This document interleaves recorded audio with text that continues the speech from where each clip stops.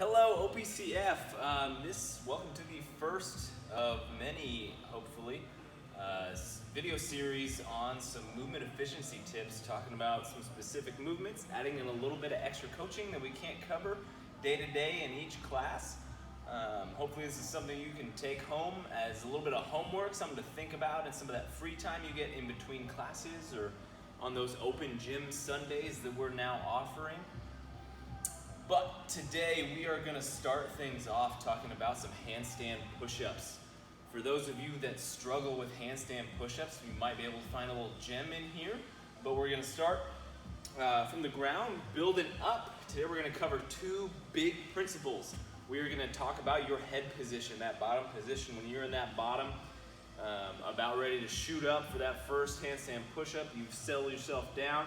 We're going to put you in the optimal spot in order to reach those goals for handstand push-ups. And then going beyond that, we're going to work up to the hip, and we're going to talk about that hip and how to more efficiently put that hip drive that we're going to develop into a successful rep. So with that, we are going to get going. Episode 1. So first things first, the position that we want to cover here on the ground is going to be called the tripod position. If you want to think about the handstand push-up as a movement, you can combine it between two movements that you commonly do all the time. The strict press and the back squat or front squat, just a regular old squat. Basically that handstand push-up is going to be you holding your body above your head and then right here, and this is going to be basically your loaded position.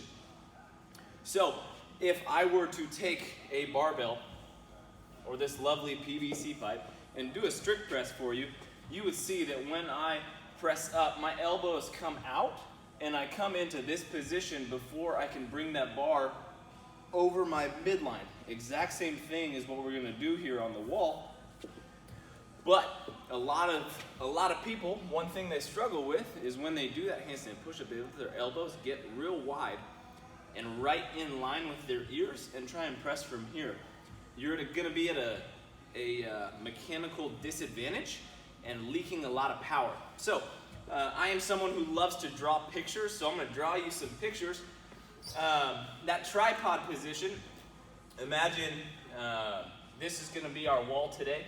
Imagine I am going to kick up to the wall. I want my head to sit right here. If my head is going to be right there and it's going to be a little bit tight to the wall, I want my hands to be out in front of me, creating a triangle of sorts in order to press from. And as you can see, I have this ab mount here and a couple plates. That is going to be where I want to shoot. So my plates are going to be roughly an elbow's length away. That's not super important. But when I kick up, when I come down, I want to get into this nice tripod position. My head's back. I can see my hands out of the corners of my eyes. And my elbows are pushing out and back towards this wall. Going off of that, the position I am in here, my forearms are, if you notice, pretty straight up. If I were to go home right now and build myself a coffee table, and I want the most stable coffee table that I can possibly build, I'm going to build that coffee table to where it has a sturdy base, just like this push-up position. So I've already got my sturdy base here, 3 points of position. I'm going to be able to carry the most load from this stance. So now when I have my elbows, instead of taking my elbows and pointing them out, like so, not going to be a great coffee table. What I want to do instead is keep those elbows nice and straight up and down with those upper arms coming in a little bit more. I'm going to be a little bit wider here at the bottom. Not only is that going to help me translate force through the floor into a better handstand push-up, it's also going to shorten my range of motion. If I'm trying to press from here, I have to work all the way up here instead of right here, just straight up. So those two positions that I'm talking about, what you see commonly, awkward, is here and then I'm bringing my elbows out and I'm trying to handstand push-up from here. Just by holding that position, I'm not going to be able to hold that quite as long as when I hit this solid position, a little bit wider base. Come in here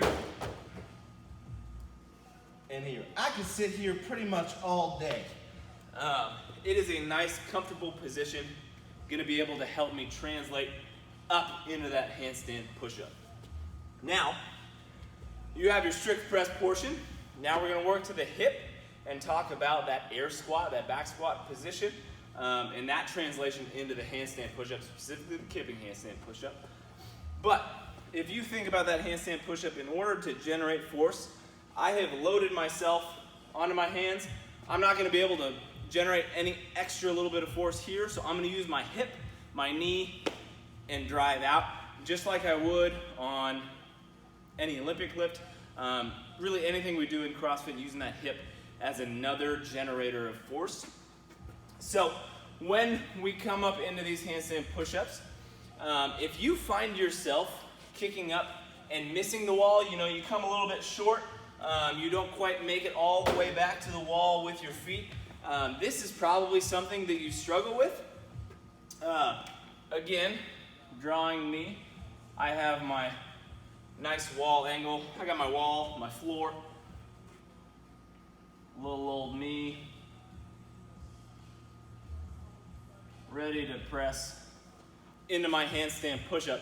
If I'm someone that comes out and around, in order to achieve my handstand push-up, I am increasing my variability of space to get into a solid rep. So what I'm gonna have you give you as your take home today is when you hit and load that hip to go into that handstand push-up, I want you to think about, just like in a squat, driving your knees out to create that force.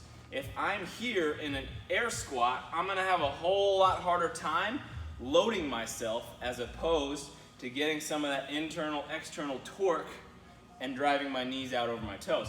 So what that's gonna look like for a lot of you, and I'm gonna start with 2 reps of what is commonly seen, that common fault, and then I'm gonna show you 2 reps of that close kip, threw my marker away when I need it, that's instead of throwing myself out, it's gonna throw me more straight up and down, which is very basic when it comes to efficiency. The shorter the distance, the more often you're gonna be able to do it.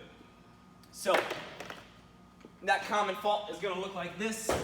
I come down, I load in front, I tuck my spine, and then I shoot out to get away.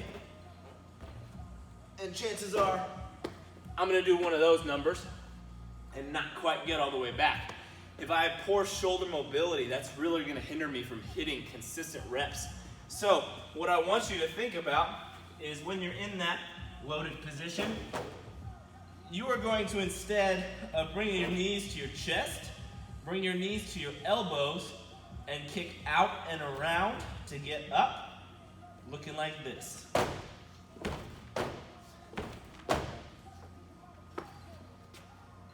See how much easier I can get into that? It's also gonna take shorter time to get up that wall, creating some more speed. So not only am I using less energy to get up, I'm also increasing my ability to give myself more chances to get those reps.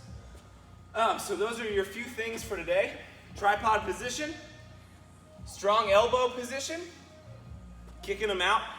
I'm gonna add one more thing to that. Sorry to backtrack. This fly is all over me. Those elbows.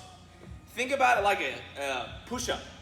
If my elbows are way out here, gosh, my best friend, I'm not gonna be able to do push-ups for quite as long as if I bring those elbows in. Same thing here, I'm wide with my elbows, but I have them brought in and pointing towards that wall. All right, so tripod, elbows, hips, knees to the elbow to get out and around, almost creating a heart-shaped kip, basically, instead of a linear and out kip. If you have any questions on any of this stuff, feel free to ask me. Ask any of our other fantastic coaches, and if you really want to get deep into these details, I would highly suggest you give a one-on-one personal training session a try with any of our coaches. Highly recommend all of us. But that's episode 1. Hope you enjoyed it. Hope you get something out of it. Have a great day.